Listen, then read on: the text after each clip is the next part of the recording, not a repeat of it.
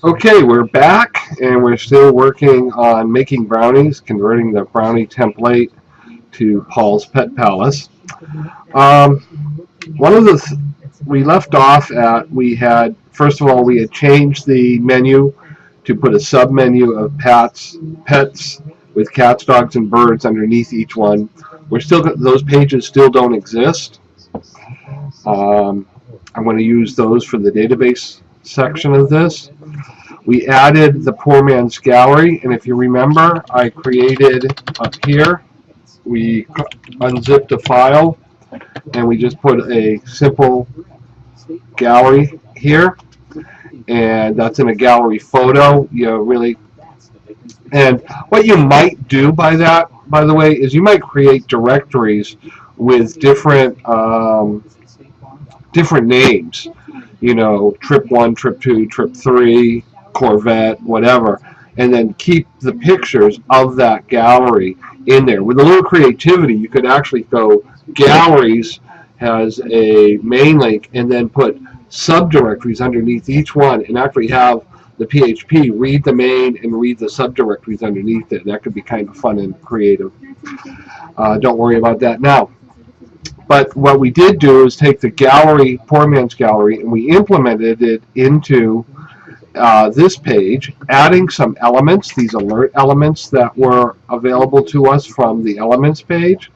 But what we didn't do, and we got this page from pages full width, and we use that as a template page, and we got this element by looking at the elements and then doing a view source to find out how this blue box was created. What we're also going to do is look at how this toggle box is created for our FAQs. But what we forgot to do is in the gallery section, our images here are not responsive. If I take a look down, we're not getting the responsive behavior that we would expect in a responsive template, because we didn't add the right CSS to the image tag in that PHP bit of code that we had. So what we need to do is find a behavior, a sample behavior of what we want, and then implement it in our piece of code. So I happen to have done a little searching around, and under blog single post, notice here that there's a picture in this blog post that if I squish it down, notice here that it is gets smaller. And so what I need to do is I need to find out where that picture is and find out what the trick is that's happening to that code, so I can duplicate it myself. Now, what I suggest doing is opening up Notepad and just having a blank page available, and then we're in this blog single, do a right-click, View Page Source.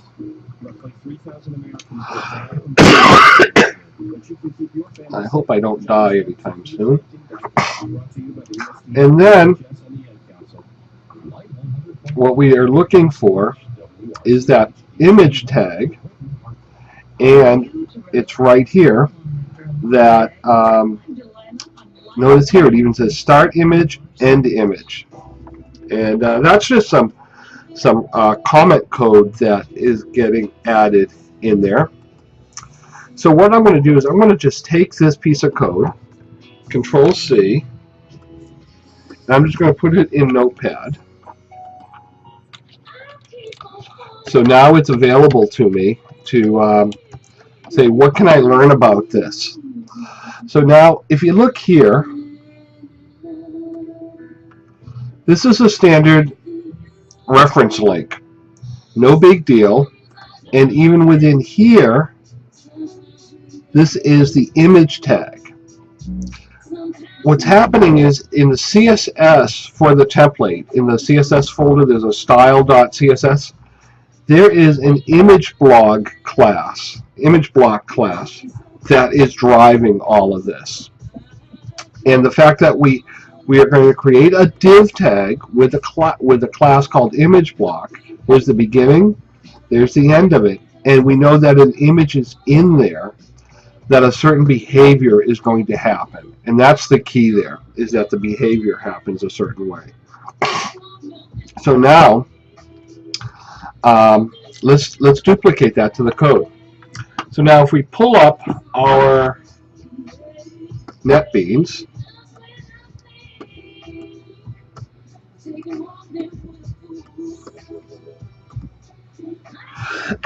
excuse me, pull up our NetBeans, and if we go to our gallery page, not our poor man's gallery, but our gallery page, gallery PHP page that we created, and it's right here.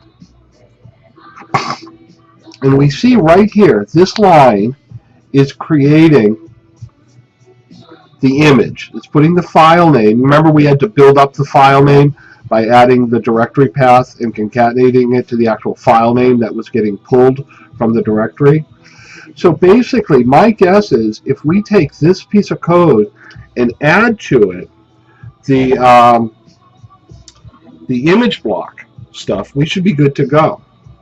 So let's take this, I'm going to put this right here, and let's just copy this piece here, Control C, and stick it right before that image. And then we have to end our div tag, Control C, and then put that at the end here. And that BR should probably have a slash after it. Okay, now we have put the image tag inside. The image tag here is inside the div tag with the class. And notice we're getting this squiggly line. It's reminding us, hey, listen, you got double quotes inside of double quotes. Let's take this and make these single quotes right here. So change that to that. You have to have single quotes inside of double quotes. So now let's save this.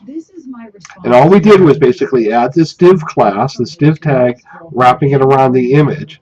And let's see what happens to our page. So here we're looking at the blog single. Let's go to home. Now let's go to gallery. So here's our images. What happens now if I shrink this down? Not getting there yet. Not getting there. Did I save the page correctly? I did. So we're still not working there. I wonder if it wants it to be. Okay, so we've got a little more work to do. Let's figure that out. Give me a couple of minutes, and I'll be right back. Okay, so I found the problem, and what happened was there was an inheritance issue that the image block class was really a subclass of a higher class called blog post. So how did I figure that out? So remember we had looked at on the blog, we went to pages, single blog post. We did a right click, we viewed the page source, and we found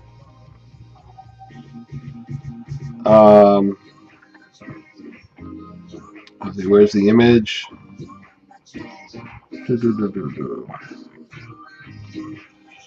Start content, start title.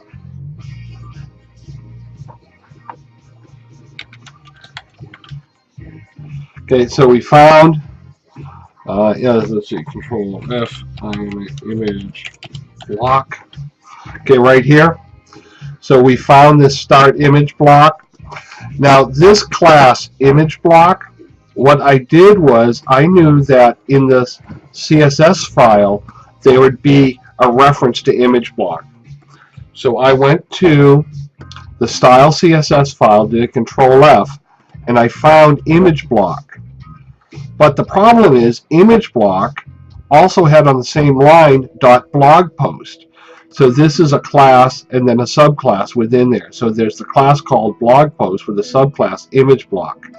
So now if I was to take a look here, here's image block in this div, but look up here. Here's the class blog post. So what I need is this piece of code right here in addition to this piece of code as well. So then what I did was I went into NetBeans to the gallery code, and you can see here, I gotta move this way over. Here's the whole line. Here's my image, and I actually don't need this reference, this A-link reference. I'm sure I don't need that.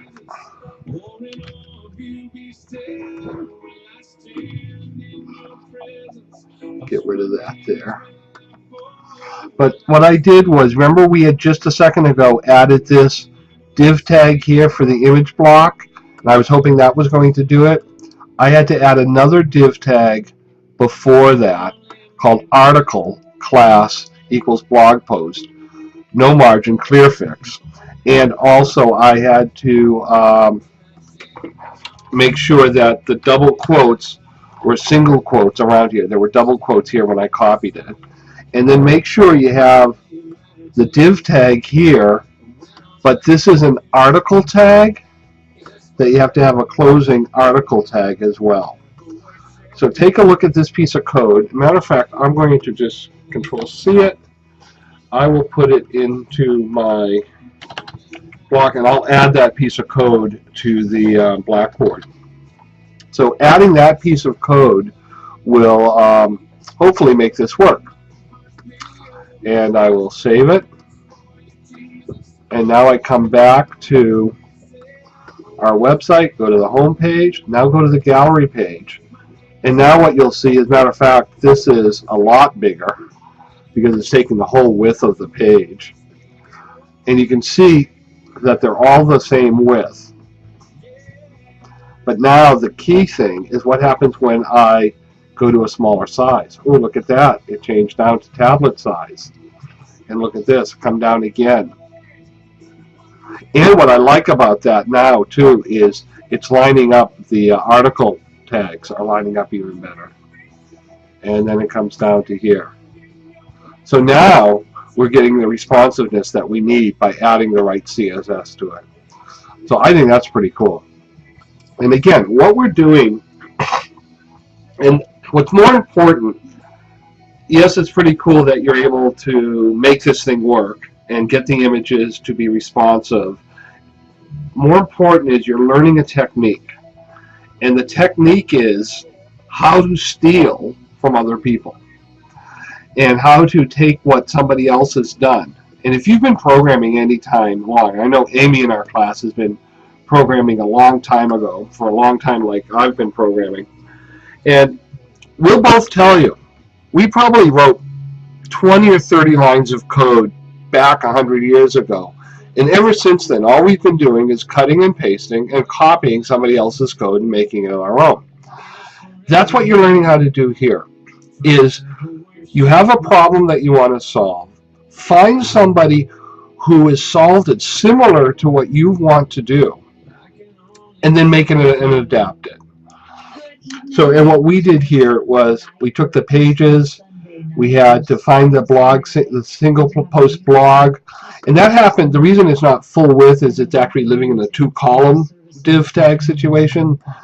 And then with that, we were able to then figure out where the right pieces were and then apply them to our gallery. And now I think we've got a pretty impressive looking gallery page, especially when we get it down to looking like on our single page.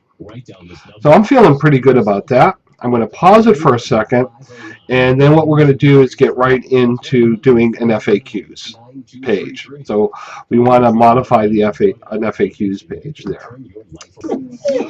Okay, so we can now close the chapter on our Poor Man's Gallery and how we've implemented it with the gallery page and the Brownie template. I'm going to click on gallery again. Notice that, I scroll down nice and big, but now I streak it down and we're getting a nice responsive template, and we've done that by adding a couple of CSS tags, a div tag and an article tag, to make sure we're using the right class. Now, what I want us to do is let's get the FAQs page working. So if I click on FAQs right now, we don't have that page. So what I do want to do is I'm going to use the same technique. If I go to the full width page, I like that style. So I'm going to use that for my FAQs page. So let's go into, I want to close this gallery. I don't need this anymore. Let's see, what was that? Yep. Okay, yeah, that's just a reference. I'm going to go to full width. Here's, I've got the full width page open. I'm going to go File, File Save As, and I want to call this FAQs.php. So now I'm not working on the full width page, I'm working on the FAQs page. If I come here to my Paul's Pet Palace page, and now if I hit FAQs, now I'm getting the page that is the standard template for the full width. But we don't want this full width here, and we don't want this code here.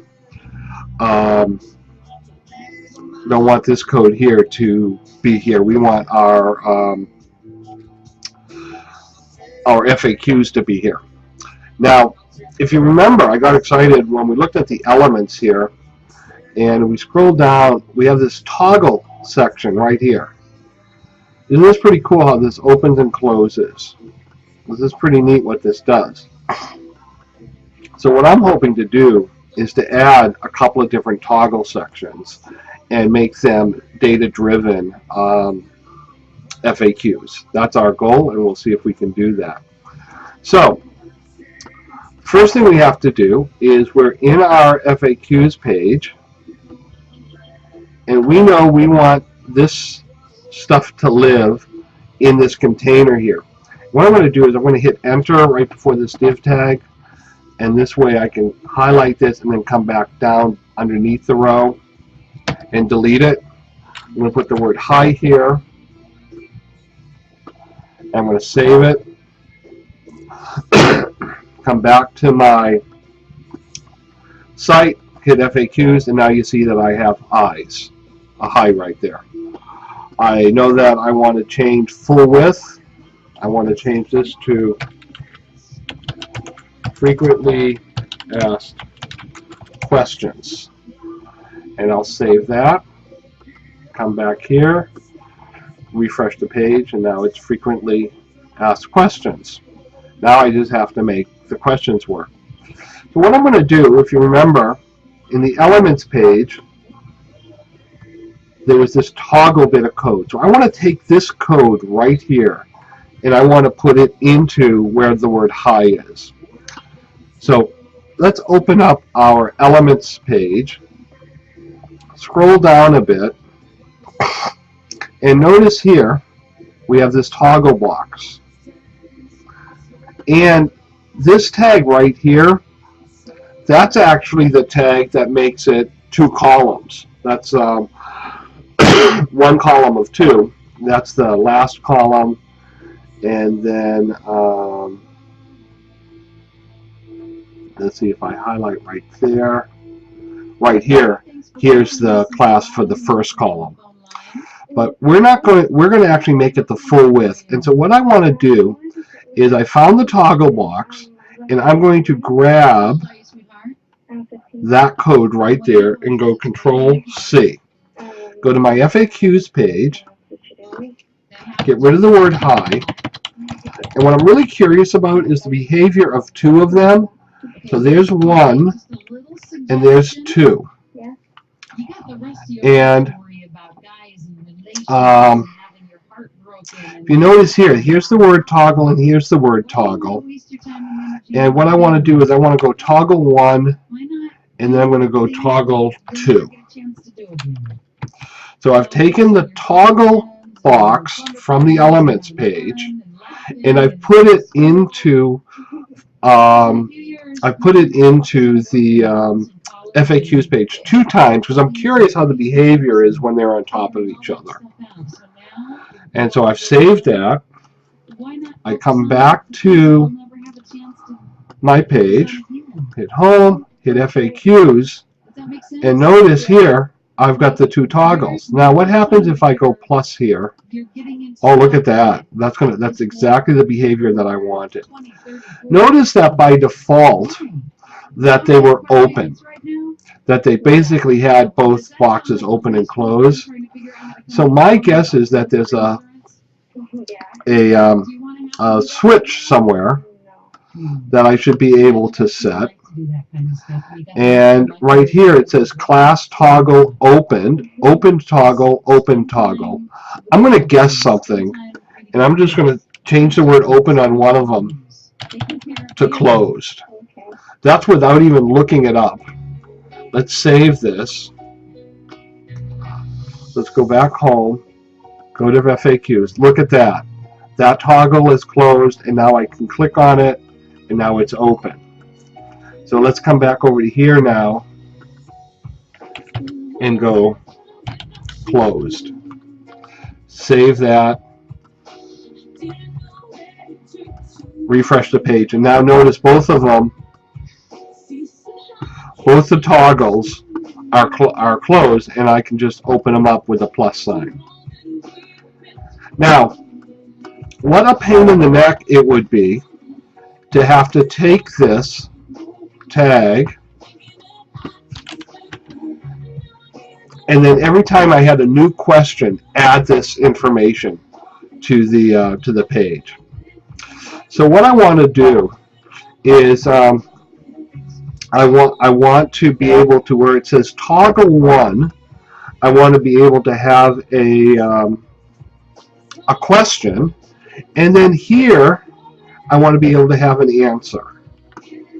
And basically I want to be able to loop through this multiple times, reading a data file of some sort.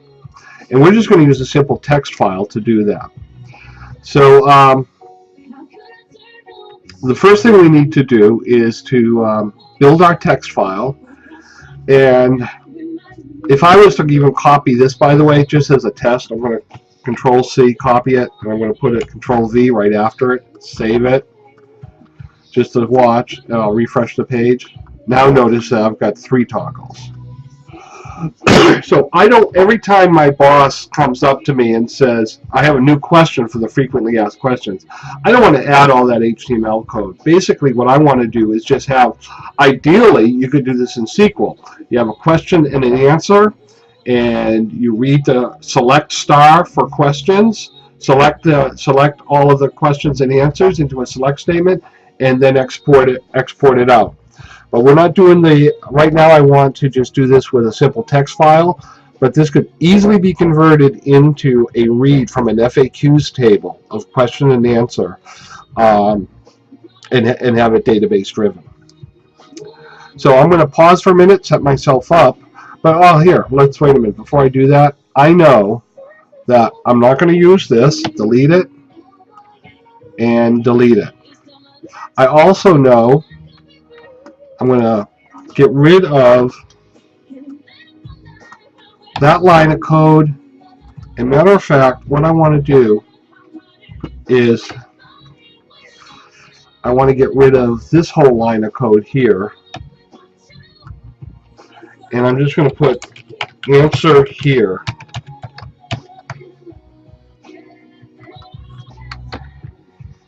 And I'm going to put question here. Save this. Now we only have 1 toggle. Let's refresh the page. Notice it says question here, answer here. Now I've got the basis of something that I can now loop over. I also, what I don't like is there's just a heck of a lot. Let's see. We know this is all going to have to, I'm just going to tighten up this HTML a little bit there. I'm tightening that up there.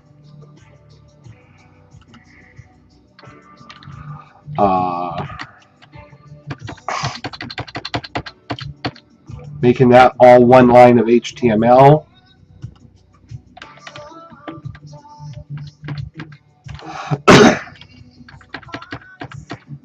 I'm going to make that one line of HTML. And matter of fact, I can take, here's my answer.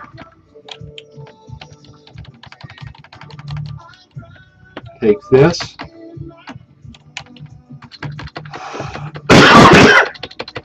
Now remember, the white spaces don't matter at all for HTML and even PHP. Now what I've done is, while it's not as structured and outlined and all, it will actually be a lot easier to code around this. And I know as well that what I'm going to have to do is these double quotes, they're going to need to be single quotes. So let's go ahead and do the single quotes. And right now we're not doing anything PHP-wise, we're really just modifying the HTML code. There, whoops. And let's see, toggle container here. Here. Okay. So now, if I save this, it should still work, unless I did a typo. And it does. Nothing's changed. Page still works. I can click here, and I'm still getting the question and the answer. But what I've done here by combining things up to one line and things like that is I've allowed for my my looping code to be a little easier to understand and read. Okay, what I want to do now is in the includes file right here, I'm going to do this in Notepad just because. File, new, and just blah blah blah. File, save as, and I need to locate htdocs, ppp, my includes folder, and I want to call this FAQs.txt.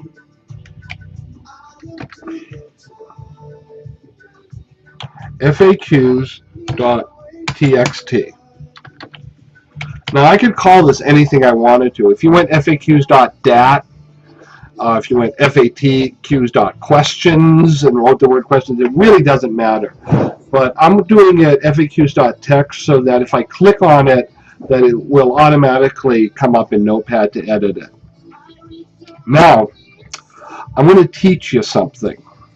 A lot of times you're building I've been teaching you a lot of stuff, but I'm going to teach you something, how to get some filler text for free and easy. So, what I'm going to do here is, this is question 1. This is question 1, and then I'm going to put a tilde after that as a separator. The tilde is the little squiggly line up over the tab key by the 1 key.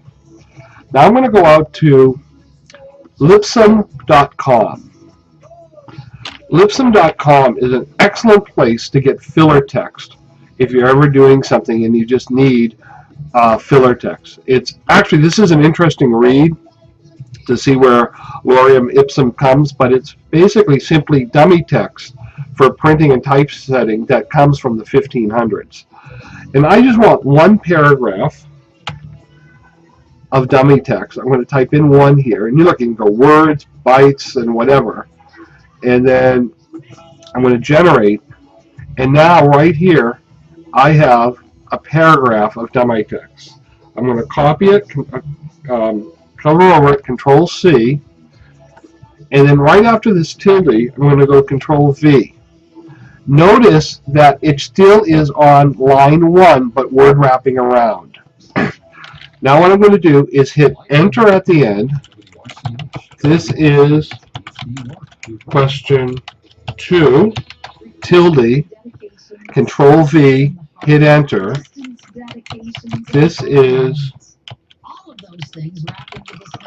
question 3, tilde, control V, and let's do one more. This is question 4, tilde, control V. Now what I have is question. I have a separator of a tilde, and then I have all this Latin here. Now, and I'm saving it as FAQs in my include file, in my include folder. Now what I need to do is read over this and print it. And what the goal here is that I am going to, what we're going to do is we're going to add some code to read this file, read it a line at a time, loop over it, and put the question here and then the answer here. And then we'll have a data-driven FAQ page. Okay, so the first thing that I want us to do is convert this code here into PHP code. So the first thing we need to do is add the starting PHP tag and then add the ending PHP tag. No problem there. Now let's add some echo statements. Echo, double quote, at the end, semicolon. Echo, double quote, at the end, double quote, semicolon. Echo, double quote. And that's why we did converted the single quotes in. Boom, semicolon. Echo, double quote. Close it, semicolon. And one more time. Echo, double quote. Come to the end, semicolon. So that's what your page should look like. Let's save this. And let's pull up our Brownie page. Where is it? I had it somewhere. Let's make sure I didn't break anything. Let's go to the home page. Let's go to FAQs. I still have a question, and I still have an answer. And basically, it's still creating and showing the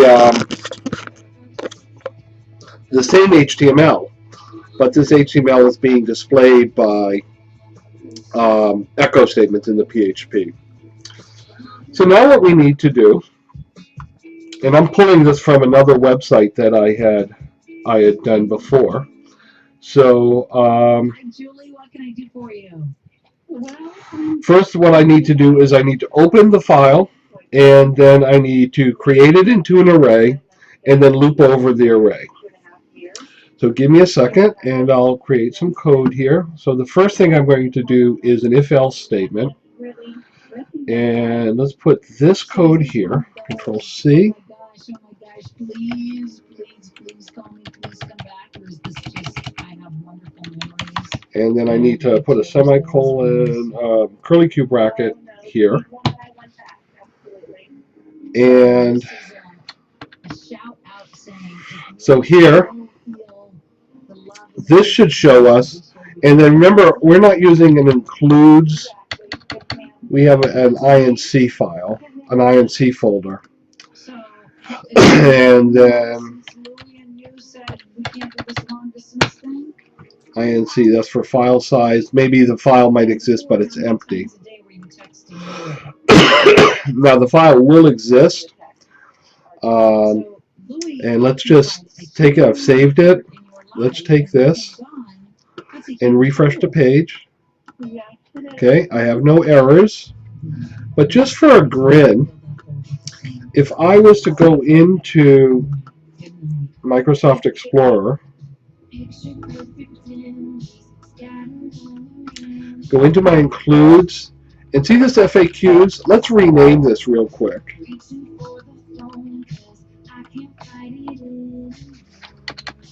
FAQs 22. Okay, now I've just renamed it. NetBeans is probably going to get a little upset. Oh no, Notepad would. So now I've renamed it. So FAQs.txt doesn't exist.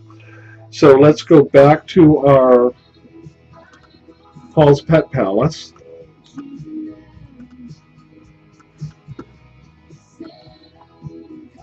Here's our home page, and hit FAQs. Look at that. There are no FAQs at this time. Now that's happening because if the file exists, or if not, that's the pound sign, the exclamation point. If not file, if that file doesn't exist, or the file size is equal to 0, I want to display this information right here. There are no FAQs at this time. But if there are files, then what I need to do is some work. So let's rename this thing back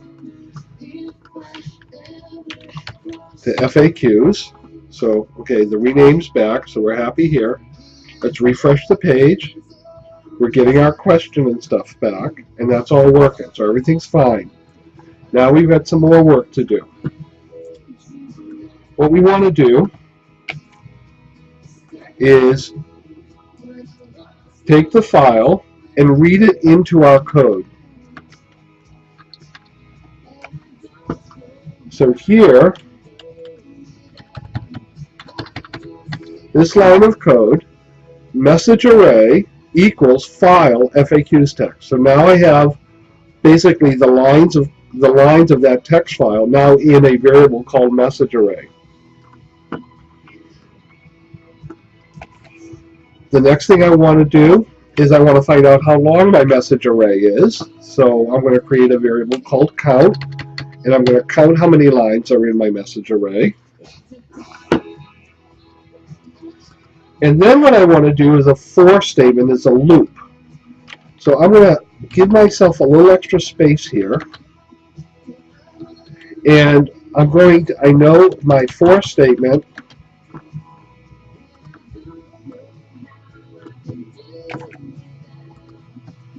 here's my for loop.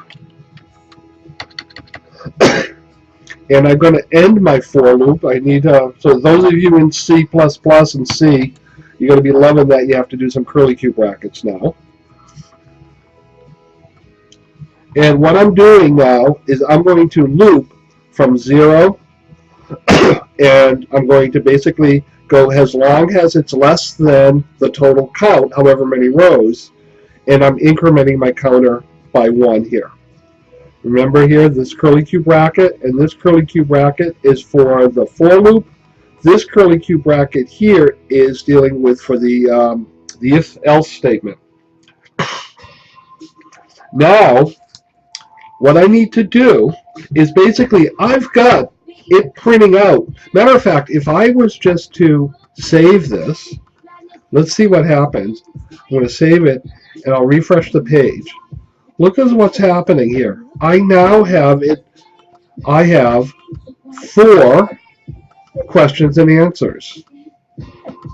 Now those 4 questions and the answers are happening because we have 4 rows of questions and answers in our FAQs text. Now all we need to do is read those data elements. Okay, so we check to see if the file existed or not. If it doesn't exist, we're going to give a little message there. If it does exist, we're going to read the file into an array. We counted the array, and we've already proven that we looped over the array of 4 lines. What I want to do next is, now that I'm looping over it, I'm looping it over it one at a time. So I have a line. I now have to parse out the line separated by the tilde into 2 elements. So what I'm doing is I'm doing an explode function in PHP. So the current message equals explode based upon separating it from the tilde, and I'm exploding the current line of message array. So what I'm doing is I have this message array.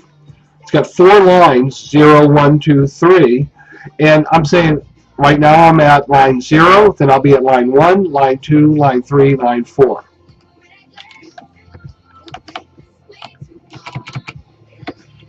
And if you're not getting excited by now, you're dead. I mean, this is really cool stuff. This is nice, simple code to make a really powerful little web page. Now what I need to do is use my HTML entities right here, where answer was,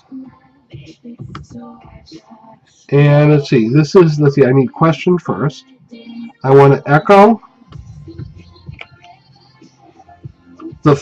remember now, explode is taking the line of the message array and it's creating a current message array of 0 and 1. So if you had multiple separators where you had something tilde, something tilde, something tilde, or tabs or whatever, you could get however many you wanted. And then, so the 0 is the question, and then current message 1 is the answer. And remember, we actually have the box set to closed. And so now it should be reading and looping over. We know it's already looping over the 4 times. I want to tighten that up a little bit. And let's get rid of these line spaces, bring up some stuff from the bottom. Thank you for being here with us as we take your requests and your dedications. I'm going to be here for the rest of the evening. Okay, now let's save that. Let's cross our fingers and see if we get lucky. Click on Home. Click on FAQs. Ah! Something it didn't work. Echo T expecting. Okay, so I'm guessing we're happening right somewhere along. Oh, okay. How about a semicolon here? Little typo. Let's save that. Refresh the page. There we go. This is question 1. This is question 2. This is question 3. Question 4. Click it. Open it. Click it. Open it. Look at that. So now we have an FAQs page that is driven by text data. It's using everything responsive. And what's really nice now, all we need to do, if I was to now come to my FAQs, and if I basically copy the line, hit enter, this is question 5. I think I saw a question up here typed wrong. Excuse me. God, I'm dying. Save that. Let's go. So now without changing any HTML code, and then if I save it, refresh it, now question 5 is there. So I think that's pretty slick. And you've already learned some stuff if you take the PHP basics, the PHP basics exam. We could actually create a front end to add and delete. We could do some pretty cool things to actually have a web-based interface for this FAQs text. But more important, I think it's important that we've developed this and that we're taking advantage of some of the functionality that we learned about in this elements page that comes to us for free in the Brownie template. Now, if you wanted to be creative, you could also take a look at the elements page if you wanted to do a tabs situation. So all you'd have to do is a view source here, and then if you found right here, here is all of the stuff for the tabs. And what that is the tabs is using a link, a unordered list, and then it has a relationship between the various tabs. A little more complicated to work through the looping and making sure you're getting the right pieces on your tabs and stuff. But if you wanted to implement these tabs, you could very easily. Also, if you like these buttons are clickable, nice little clickable links, and notice when you mouse over they change color. If you view the page source and come down, And here's the button, and you can see that basically you can take an href and you can change a link to a button by taking a link like this, and just by adding the word class button white, class button gray, class button blue, make that link, that page, go wherever you want, and it'll get you there, but you'll have a nice looking button as well. So again, the more important lesson of this assignment is to examine, like for instance, look at the pricing section. Here, you've got, I mean, this is a very professional looking page that, with a little creativity, you could have a data table with blogs, with a column for each one of these items, a column for this, a column for this, and a column for this, and loop over. Or you could use the textual based thing that we just did, where you could have it separated by tildes and then drive and build this from a database driven model. And that's what I'm hoping to do with the cats and dogs things, is we're going to find, I think what I'm going to do is use the portfolio. Let's see. I got to really go wide. I almost think the pages thing at the end is not too comfortable. But so if I go like portfolio 3, this is a nice looking page that if we had pictures and information about various pets and products, would be able to do some things there. We'll see what we'll do there, but I'm thinking we're going to use something like that. Portfolio details is a nice looking page. Notice here, this view demo, that's the use of a button link there. And so there's a lot of neat stuff that's built in to this page. Portfolio 2 columns, yeah, it looks pretty good. And what I'm hoping to do is, by looking at how this is driven, and here's an example of the buttons, is that you could turn these into buttons and have them linked over. Matter of fact, I have a, let's see, everything. I'm just looking at something. Oh yeah, selected. I can, I need to think about how I want to add that bit of code into that. Okay, so I think we've done a lot, and you should feel pretty good, and go ahead and get this working. And now we're at the point that what I would like you to do is, once you get all this working, this PPP folder working, I want you to put it out to your website as a PPP folder and submit that as an assignment. And then this will be kind of phase 1 of the Making Brownies assignment. And then what we'll do is add a few more things and get some database elements into it as well. But this is really the ending of the first phase of Making Brownies, the Paul's Pet Palace. Oh, also feel free to change and modify the CSS file to change colors and look and feel. Do it slowly and carefully, and I hope in one of my next videos, for those of you that are new to that, to show you how some of that works as well.